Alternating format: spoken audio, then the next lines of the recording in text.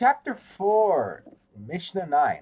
The usual way for a person to establish a Shabbos residence in a place other than his home is for him to set out food that in that place as an Eruvin Techumen. See Mishnah in chapter 3, Mishnahs 1 through 7. The previous Mishnah stated that a traveler can establish a Shabbos residence in his location simply by being at that spot. This Mishnah comments. We now turn to the words of the Mishnah. This law, that a traveler can establish residence by his presence, is included in what the sages said.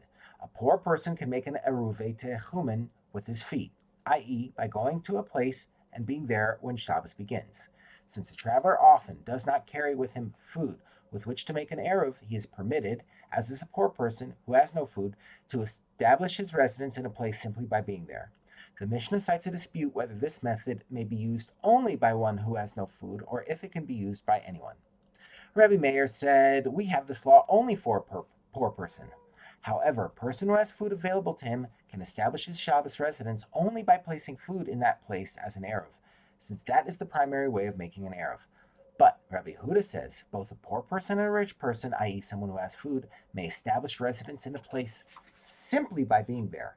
This method is, in fact, the main way of making an Eruv.